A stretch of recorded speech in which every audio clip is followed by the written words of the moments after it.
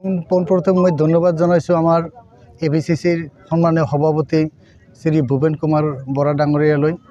লগতে আমাৰ ABCCৰ সকলো সন্মানীয় বিষয়াসকল, লগতে আমাৰ কামৰূপ গ্ৰাম্য জিলাৰ সভাপতি প্ৰমুখ্যে সমূহ সদস্যসকল বা সমূহ বিষয়ববীয়াসকললৈ।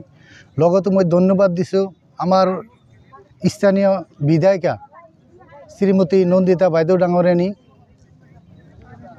লগতে আমাৰ চমুৰীয়া ব্লকৰ মণ্ডল সভাপতিসকল, আমাৰ এই মহিলা ব্লক কংগ্ৰেছৰ সভানেত্ৰী ও মণ্ডল সভানেত্ৰীসকল, যুৱ কংগ্ৰেছ সেৱা দল, যিমান আমাৰ কংগ্ৰেছ দলৰ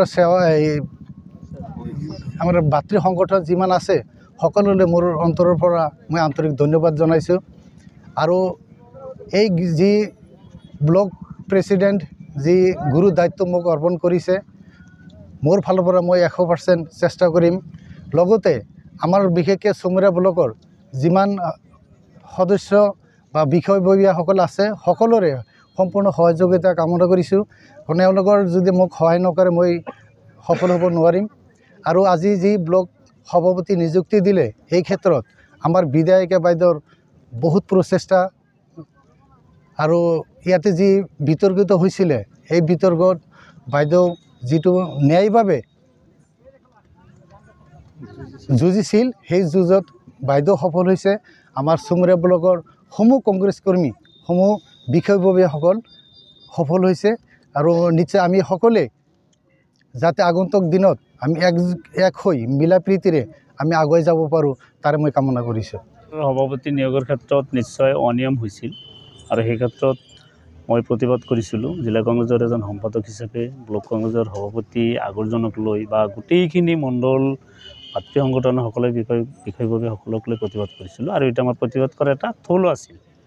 আৰু সেই প্ৰতিবাদৰ ফলত আজি ভূপেন কুমাৰ বৰা ডাঙৰীয়া, কংকন দাস ডাঙৰীয়া, আমাৰ MLA বাইদেউ ডাঙৰীয়া, তেওঁলোকৰ সহযোগত প্ৰচেষ্টাত আজি আমাৰ সেই ন্যায্য দাবী মানি লৈছে। মানি লোৱাৰ পিছত নতুনকৈ আকৌ এজন নতুন সভাপতি নিযুক্ত কৰিছে গুলজাৰ হোসেন ডাঙৰীয়া। এই ক্ষেত্ৰত আমি সকলোৱে মানি ল'ব লাগিব, আৰু মানি লৈছোঁ। এই ক্ষেত্ৰত মই মোৰ অন্তৰৰ পৰা মই তেওঁলোকক ধন্যবাদ জনাইছোঁ।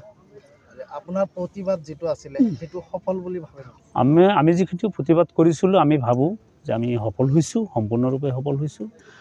যদি আমি সেই আগৰ প্ৰেছিডেণ্টজনকে যদি আমি মানিবলগীয়া হ'লেহেঁতেন, তেতিয়াহ'লে আমি ক'ব লাগিলেহেঁতেন আমি সফল হোৱা নাই, আমাৰ প্ৰতিবাদটো ভুল আছিল। কিন্তু আমি যিহেতু প্ৰতিবাদ কৰাৰ পিছতে সেইটো চেঞ্জ কৰি নতুন এজন কৰ্মীক সভাপতি নিয়োগ কৰিছোঁ, গতিকে আমি নিশ্চয় সফল হৈছোঁ। এই ক্ষেত্ৰত কোনো ধৰণৰ দ্বিমত নাই। নতুন